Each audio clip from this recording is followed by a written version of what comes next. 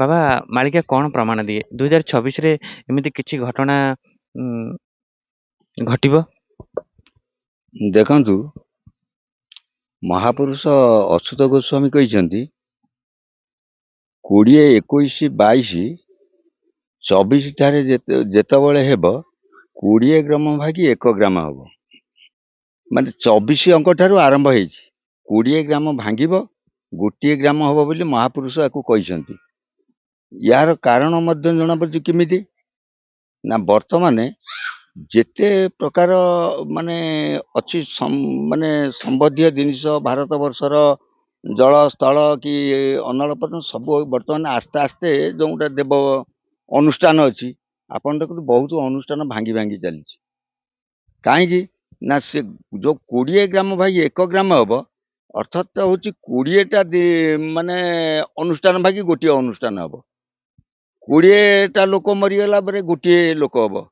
20 ଗ୍ରାମ ଭାଙ୍ଗି ହେଲେ 1 ଗ୍ରାମର ଲୋକ ରହିବେ। ମାନେ 20 ଗ୍ରାମର ଯେତିକି ଲୋକ ସଂଖ୍ୟା ତା ହିସାବରେ ଦେଖିଲେ 20 ଗ୍ରାମ ଭାଙ୍ଗିଯିବ, ଆଉ 1 ଗ୍ରାମର ଲୋକ ସେତିକି ରହିବେ।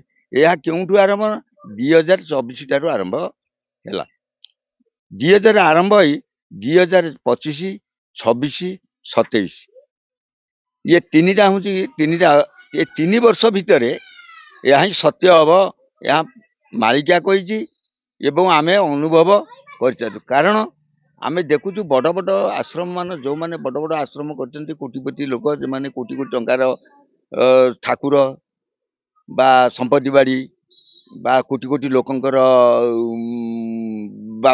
ମାନେ ଯାହା କୁହନ୍ତି ଆମର ବାବାଜୀ ଭକ୍ତଙ୍କର ମହାପୁରୁଷ ବୋଲି ପ୍ରମାଣ କରିକି ବାବାଜୀ, ଇଏ ସବୁ ଅନୁଷ୍ଠାନ ସବୁ ଆସ୍ତେ ଆସ୍ତେ ଭାଙ୍ଗି ଭାଙ୍ଗି ଚାଲିଲାଣି। 2024 ଯେବେଠାରୁ ଆସିଛି ସେଦିନଠାରୁ ଭାଙ୍ଗା ଆରମ୍ଭ ହେଇଗଲାଣି। ଏବେ 2025 ଆସି ପହଞ୍ଚିଛି। ତେଣୁ 2025ରେ ଭାଙ୍ଗେ 24, 25, 26, 27। ତେଣୁ 26 ଅଙ୍କଠାରେ ଏହା ମହା ପ୍ରଳୟ ହବ। ଆମର ଯୋଉ ଠାକୁର କହିଛନ୍ତି ଯେ ପ୍ରୀତି ଲୋକ ବନ୍ଧୁବର୍ଗ ହୋଇବେ କନ୍ଦଳ ସାଇ ସାଇ ବୋଲି ନୀତି କରୁଥିବେ ଗୋଳ। ବର୍ତ୍ତମାନ ଆପଣ ଦେଖନ୍ତୁ ମହାପୁରୁଷଙ୍କ କଥା ଅନୁସାରେ ବା ଆମେ ଅନୁଭବ ବି କରିପାରୁଛେ, ନିଜେ ନିଜେ ବି ଅନୁଭବ କରୁଛୁ ଯେ ବର୍ତ୍ତମାନ ନିଜର ହିଁ କେହି ଲୋକ ନାହାନ୍ତି। ନିଜ ଲୋକ କେହି ନାହାନ୍ତି, କାରଣ ସମସ୍ତେ ସମସ୍ତଙ୍କ ପାଇଁ ବର୍ତ୍ତମାନ ଅଣ୍ଟା ଭିଡ଼ିଲେ। ମୁଁ କେମିତି ବଡ ହେବି, ମୁଁ ଏକା ରହିବି, ମୁଁ ଏ ପୃଥିବୀରେ ରହିବି, ମୋ ଠାରୁ ଆଉ କେହି ବଡ ନାହାନ୍ତି, ମୁଁ ବଳିୟାନ, ଏଇ ଯୋଉ ଭାବଟା ବର୍ତ୍ତମାନ ପ୍ରାୟ ସମସ୍ତ ପାଖରେ ପହଞ୍ଚିଗଲା।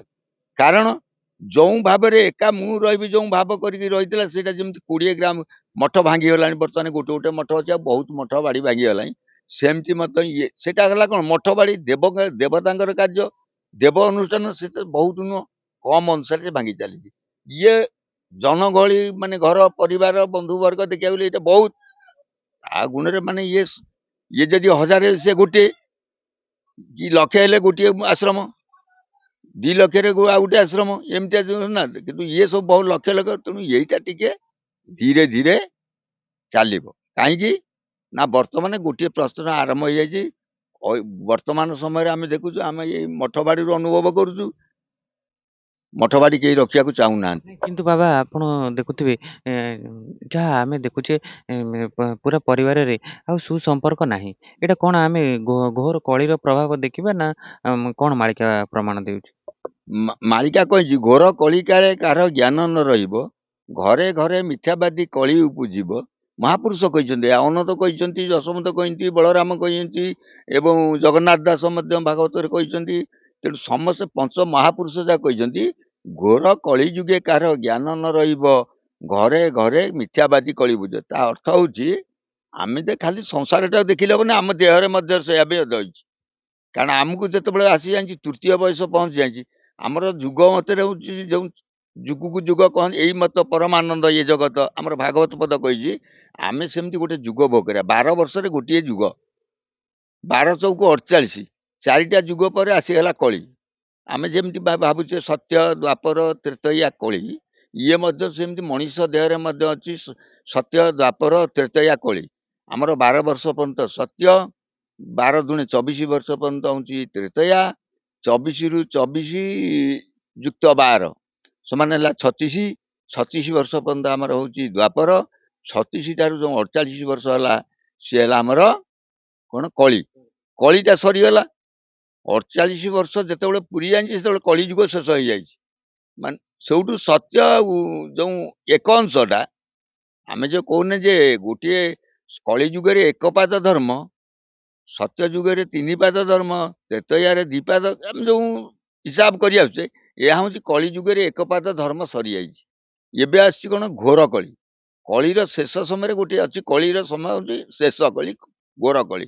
ଇଏ ଘୋର କଳିଟା ଯୁଗ ଭିତରେ ନାହିଁ, ଏ ଯୁଗ ଠାରୁ ବାହାରକୁ ଆସୁଛି। ତେଣୁ ବାହାରେ ଯେତେବେଳେ ଆସିଲା, ତେଣୁ ଏଠି ସମସ୍ତଙ୍କର ଜ୍ଞାନ ହରିନେବେ, ଗୁଣ ହରିନେବେ, ଗୁଣ ନିଧି। ତାମାନେ ତମ ଦେହରେ ଜ୍ଞାନ ଯାହା ଥିଲା, କଳି ଯୁଗରେ ଯେତିକି ଧର୍ମ ଜ୍ଞାନୀ ବା ସାଧୁ ସନ୍ଥ ଥିଲେ, ବା ଯେତିକି ଲୋକଙ୍କୁ ଧର୍ମଶାସ୍ତ୍ର ବୁଝଉଥିଲେ କି ଧର୍ମ କଥା କହୁଥିଲେ, ଦୟା କ୍ଷମା କରୁଥିଲେ, ବା ପବିତ୍ରତା ତାଙ୍କ ପାଖରେ ଥିଲା, ବା ଲୋକ ତାଙ୍କୁ ମାନୁଥିଲେ, ଗୋଟେ କିଛି ସାଧୁ ସନ୍ଥ ବୋଲି ମାନୁଥିଲେ, ଲୋକଙ୍କୁ ବିଶ୍ରାମଗାର କିମ୍ବା ଭଲ ମନ୍ଦ ଆଶୀର୍ବାଦ ମିଳୁଥିଲା। କିନ୍ତୁ ଘୋର କଳିଯୁଗ ତା ନାହିଁ। କାହିଁକି? ଏଟା କଳି ଯୁଗ ଠାରୁ ଅଲଗା, ଏଟା ହଉଛି ଘୋର କଳି। ତେଣୁ ଘୋର କଳି ଯୁଗେ କାହାର ଜ୍ଞାନ ନ ରହିବ, ଘରେ ଘରେ ମିଥ୍ୟାବାଦୀ କଳି ଉପୁଜିବ।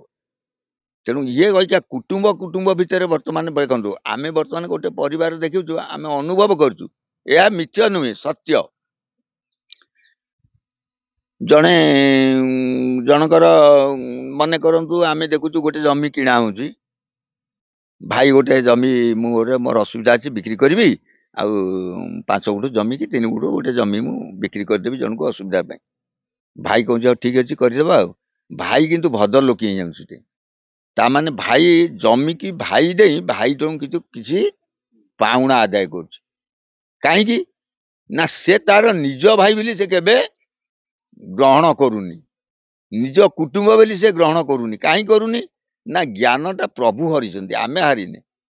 ଆମ ତମ ଭିତରେ କଥା ନାହିଁ, ସେଟା ଯୋଉ ଘୋର କଳି ଯୋଉ ଜ୍ଞାନ, ଯୋଉ ପ୍ରକୃତ ଯୋଉ ଅନାଦି ବା ଯାହାକୁ କହୁଛେ ଆମେ ଜଗନ୍ନାଥ, ଯାହାକୁ ଆମେ କହୁଛେ ଜଗତର ନାଥ, ଯିଏ ବିଶ୍ୱର ନାଥ, ଯିଏ ହଉଛନ୍ତି ପ୍ରଭୁ, ସତ୍ୟ ଯୁଗରେ ପ୍ରଭୁ, ତ୍ରେତୟା ଯୁଗରେ ପ୍ରଭୁ, କଳି ଯୁଗରେ ପ୍ରଭୁ, ଦ୍ୱାପର ଯୁଗରେ ପ୍ରଭୁ, ଘୋର କଳି ଯୁଗରେ ପ୍ରଭୁ, ସିଏ ହଉଛି ଅନ୍ୟାନ୍ୟ, ଯାହାର ଅରୂପ, ଯାହାର ରୂପ ନାହିଁ, ଯେ ଶୂନ୍ୟର ସଂସାର ଚଳେଇଛି, ସିଏ ଶୂନ୍ୟ ଶୂନ୍ୟ ଶୂନ୍ୟରେ ତାର ମାନେ ଗୁଣଟାକୁ ହରି ନେଇଯାଇଛି।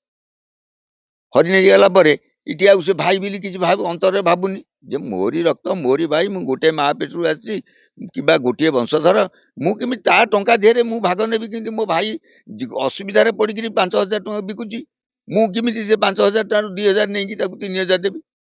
ସେ କିନ୍ତୁ ତା ହୃଦୟ ଦୟା, ସତ୍ୟ, ଶାନ୍ତି, ଦୟା, କ୍ଷମା, ଏ ଯୋଉ 4ଟା ପ୍ରଭୁଙ୍କର ମହିମା, ଇଏ 4ଟା ଜିନିଷ ବର୍ତ୍ତମାନ ଗୁପ୍ତ ହେଇଯାଇଛି। ତାମାନେ ଆଉ ଲୋକାଚାର ଭିତରକୁ ଆସୁନି। ଯଦି ଆସୁଛି, ଯୋଉଠି ପ୍ରଭୁ ଅଂଶ ଯାହା ପାଖରେ ଅଛି, ଯେମିତି ଆମର କହିଛି 56 କୋଟି ଜୀବଜନ୍ତୁ 33 କୋଟି ଦେବ, କହେ ଅଚ୍ୟୁତ ବିଷ୍ଣୁ ଭକ୍ତ ଯାହାର ବାସନା ଥିବ।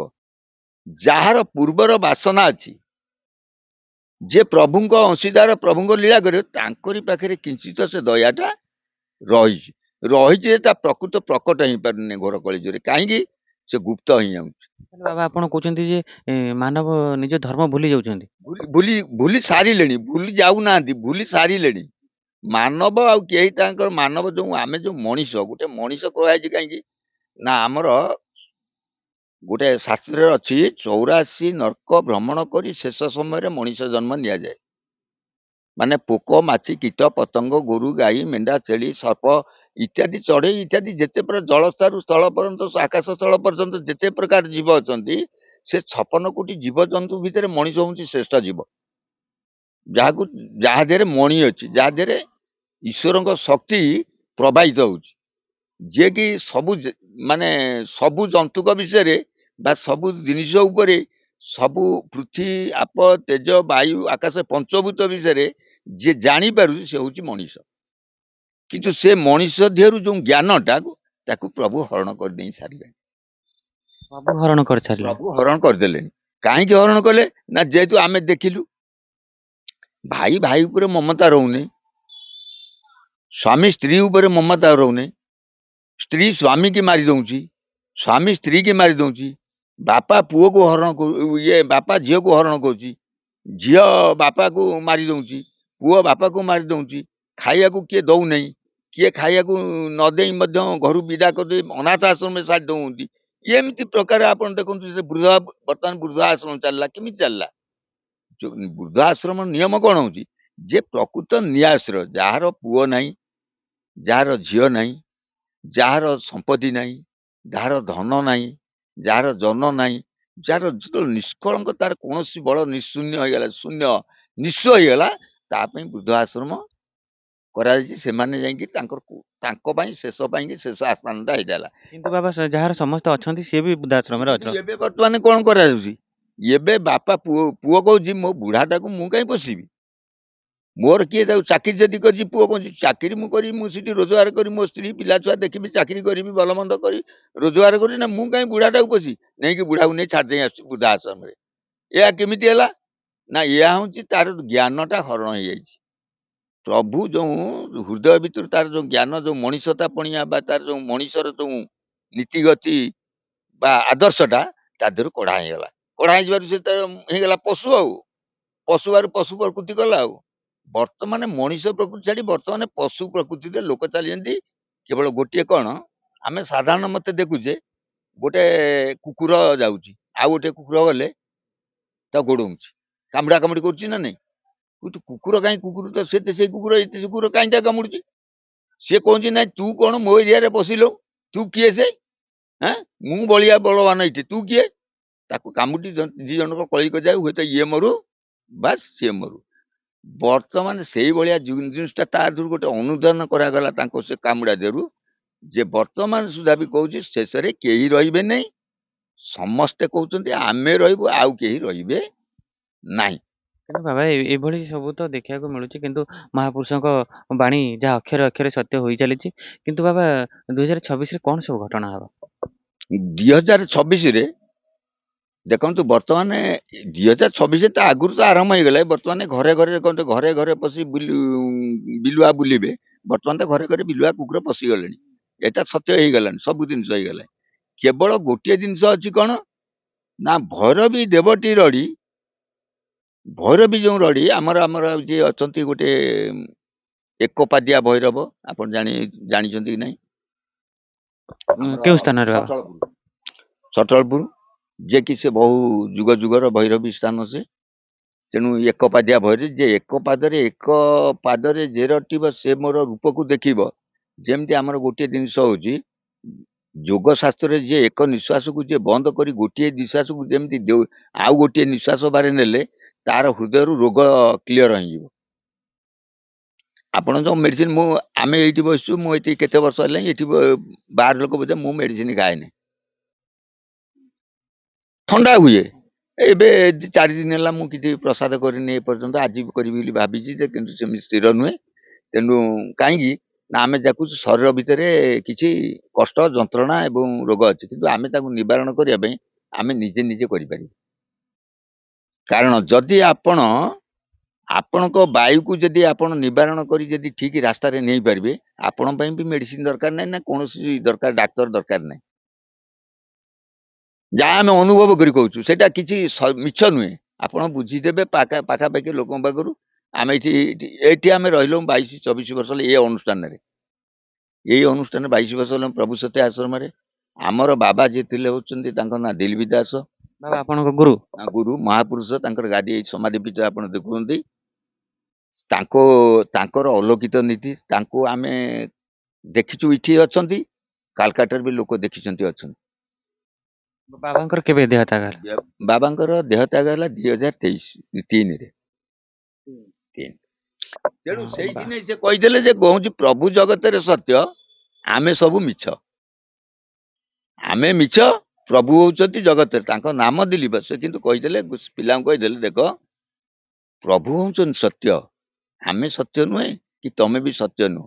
ତେଣୁ ଯଦି ପ୍ରଭୁ ହଉଛନ୍ତି ସତ୍ୟ, ସତ୍ୟ ଠାରୁ ଇଏ ଯେତେ 3 ପାଦ ଆସିଛି, ଯେମିତି ସତ୍ୟ ଆଗ, ତାପରେ ତ୍ରେତୟା, ତାପରେ ଦ୍ୱାପର, ତାପରେ କଳି, ତାପରେ ଘୋର କଳି, ନା ନାହିଁ? ଇଏ ଯେମିତି 5ଟା ଯୁଗ ବର୍ତ୍ତମାନ ଆମର ବେଦ ମଧ୍ୟରେ ଯେମିତି ଋକ୍, ସାମ, ଯଜୁର, ଅଥର୍ବ, ତା ଭିତରେ ଗୋଟେ ହଉଛି କଣ ଶିଶୁ ବେଦ। ଆପଣ ଶୁଣିଥିବେ ବହୁତ ସାଧୁ ସନ୍ଥ ସାରେ ଆପଣ ମିଶିଲେଣି। ତେଣୁ ଶିଶୁ ବେଦ ଯୋଉଟା କୁହାଯାଏନି, ବର୍ତ୍ତମାନ ଶିଶୁ ବେଦର ବେଳଟା ବର୍ତ୍ତମାନ ପଡିଛି। ତା ଅର୍ଥ ଶିଶୁ ପିଲାମାନେ କେମିତି ପାଗଳ। ଅନେକ ତ କଥା ରହିଛି, କିନ୍ତୁ ଯେହେତୁ ସମୟ ହୋଇଯାଉଛି, ଆମ ଦର୍ଶକ ବନ୍ଧୁମାନଙ୍କୁ କଣ କହିବେ? ଏମିତି 2026କୁ ନେଇକି କିଛି ଯାହା ଆପଣ କହିଲେ ଅନେକ ଘଟଣା, ପ୍ରଳୟ ବି ଏମିତି ହେଇପାରେ, କିନ୍ତୁ ସତରେ କଣ ଏମିତି କିଛି? ହଁ, ପ୍ରଳୟ ହେବ, ବାତ୍ୟା ହେବ। ଆମର ଏଇଟା ଜଳ ପ୍ରଳୟ ଯିବ ନିଶ୍ଚିନ୍ତ। ଯୋଉ କହୁଛେ ଯେ ଉଜାଣି ପବନ ମାନେ ପାଣି ଉଠିବ ଯେତେବେଳେ, ଆମର ଯେମିତି ଗୋଟେ ମଣିଷ ମରିଗଲା ଆପଣ ଦେଖୁନା, ଯେତେବେଳେ ଲୋକଟା ମରିଯାଉଛି, ଆମେ ସାଧାରଣ ଲୋକ ଯୋଉମାନେ, ଇଏ ସିନା ବାବା ଆମର ଦେହ ତ୍ୟାଗ କରିଗଲେ, ତାଙ୍କର ପ୍ରଳୟ ନାହିଁ କି କିଛି ନାହିଁ, ତାକୁ ଯେମିତି ହେଲେ ସେମିତି। ତେଣୁ ସିଏ ସିନା ଭଗବାନ ନିଜେ ଆସିଲେ ତାଙ୍କ ସ୍ୱଇଚ୍ଛାରେ ସେ ଚାଲିଗଲେ, ତାଙ୍କର ପ୍ରଳୟ ନାହିଁ। ଆମ ମାନଙ୍କ ପ୍ରଳୟ ଅଛି।